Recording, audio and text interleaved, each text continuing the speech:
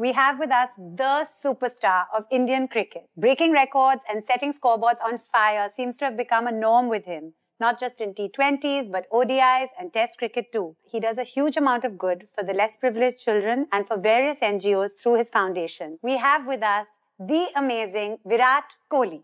Thank you so much, Virat, for being on the show. Pleasure being here.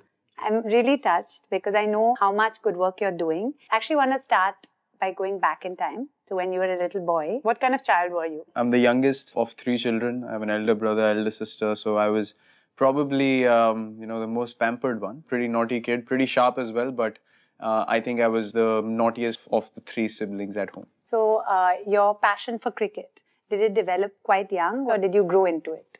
No, I was quite passionate about it. That's why they call it religion in India, because growing up, every child has a cricket bat at home. Yes. Starts with a plastic bat, playing with a plastic ball, and then you go on to wooden bats and playing with tennis balls and stuff like that. So my story was no different.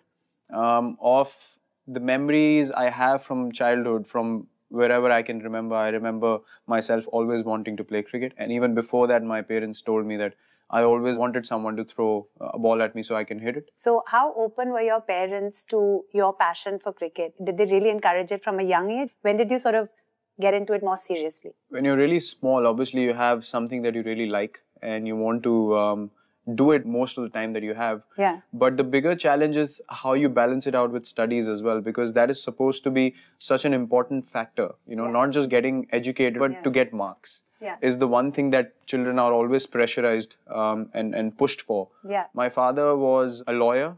He really studied hard for it. So he was always a little inclined towards me doing my studying bit as well. Yeah. But that's where my mom sort of backed me a lot of times and said not to put too much pressure on me because it gets too much for a child to do both. Both. But that's amazing. So what kind of age was that? I joined a professional academy when I was 8. Wow. It is a tricky period, to be honest, because you don't know if you're going to succeed or not. Yeah. You have to invest all your time in it. The family has to back you. There will be challenges throughout, but that's where, you need that support from your family as well. Your dad used to take you for your classes and drive you there. Did he have to sacrifice quite a lot in order to do all that as you got more and more serious and better? And your mom, of course? See, my mom could not contribute so much because she had a lot on her plate anyway. So she couldn't travel or take me to practice sessions and stuff like that.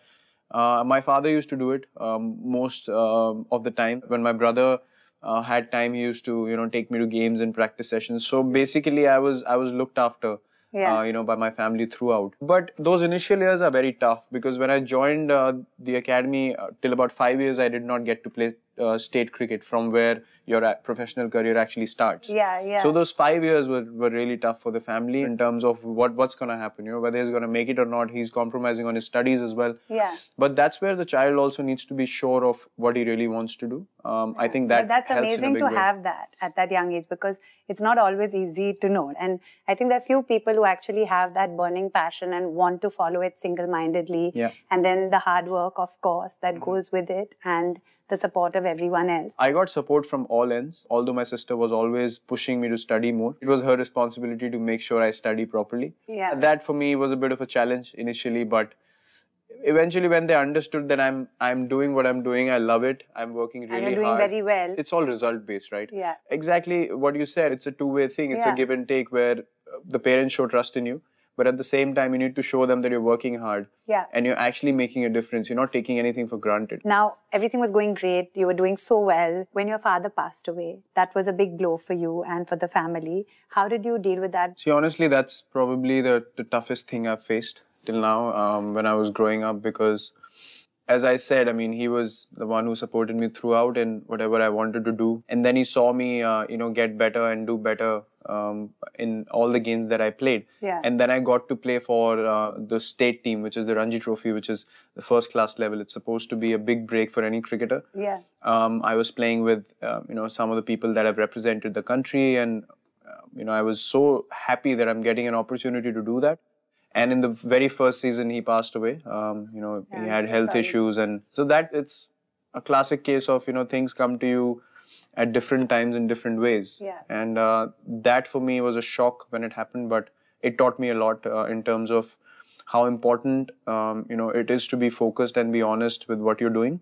Firstly, not to take it for granted because life can be very short. It can change very quickly. People have spoken about, me going to the game and stuff like that. I just did what, I thought was right at that time. I did not feel like waiting at home and missing a cricket game. That's how much importance this sport holds in my life. I lost my father some time ago, and I always say, I believe they're always with us. I also feel that, if you put yourself into what you love, then there's a hand of them somewhere there. Absolutely. The biggest challenge for us as a family was to get over the insecurities because, suddenly you have the main member of the family who's taking care of everything, who's handling a lot. Yeah. Suddenly he goes away and then you're not sure about anything that's happening. We didn't have a house to ourselves.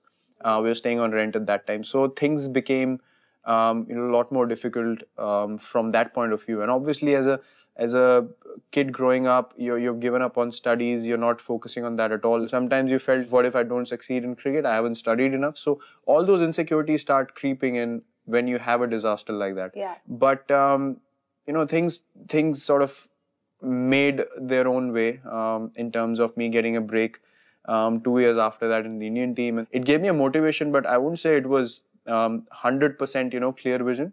Yeah. Obviously, we had our challenges in terms of insecurities about everything, where we're going to go as a family, what's going to happen in future. Yeah. My brother was married, so he had to take care of his family. Yeah. And, those sort of things. I did not understand those things too much as a youngster, but now when I look back at them, I understand the importance of, that situation in my life, and maybe it just made me more rigid in terms of what I wanted to do. You, of course, made it by putting everything into cricket. If you had to give advice to a youngster who was passionate but perhaps not as focused, and to their parents, just like a tip to parents out there. My only advice would be never compromise on your passion. You make mistakes and learn from them. Don't be shy of making mistakes. As children or as youngsters, we're never left to explore ourselves, what's good or what's bad. We're always taught, we're always fearful of things, which I faced as well. But I made my mistakes. Somehow I had the courage to make mistakes. Especially when I played in the IPL, when I played in the Indian team, I wasn't the most disciplined person around. I understood that, my outlook was different. People did not like me so much when I came in initially. But the kind of discipline I have now, that I didn't even have half of it back then. I had to make choices. I had to make some changes. If anyone else had pushed me to improve my lifestyle, I wouldn't have. But those things came to me. So, I think the core has to be really honest.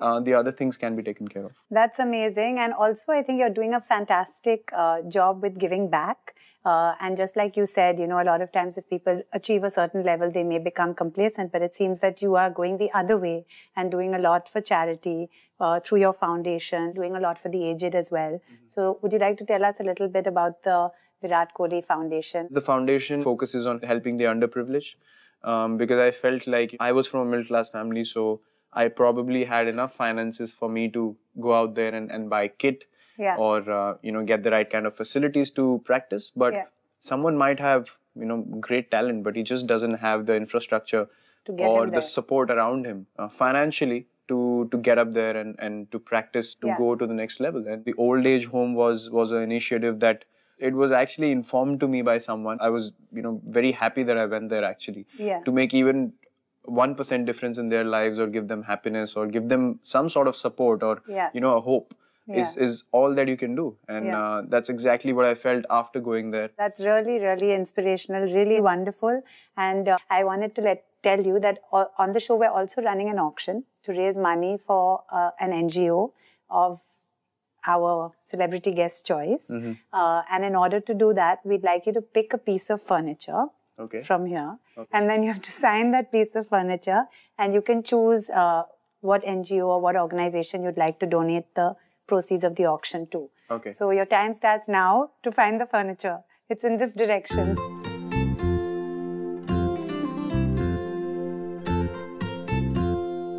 Sorry, can I ask you to bring it down here? Oh yeah, I'm scared if I do it, it'll fall on my foot. Sure, I'll do it. Thank you. Thank you. There we go. Believe in yourself, always. So, Virat, where would you like the proceeds of this auction to go? To the Virat Kohli Foundation for helping the underprivileged get better lives. I hope we raise lots of money for the Virat Kohli Foundation. Hopefully. Make a difference. Yes. So, you've given us such wonderful advice that you seem like you're almost ready to be a dad. Do you think you'd be a good dad? I think I'll be a great dad. I cannot say when it's going to happen, but I think I'll make a wonderful dad. So do you think you'll be a hands-on dad? Yeah, I will be. Okay, so let's give you a challenge now. Let's see if you can change this. I'm going to count now and see how quickly you can put this pamper on this teddy bear. Come, my child. Time starts now. Oh, tick, God. tick, 1.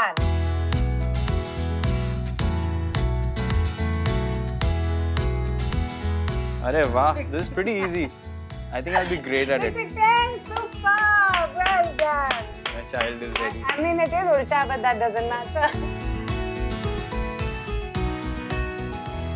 That was an amazing chat. It was Thank you a so pleasure much being for here. that. Thank Really, you. Thank you. Do write in to me on our social media handles, and for latest updates, do log on to our website. Till we meet again, bye-bye.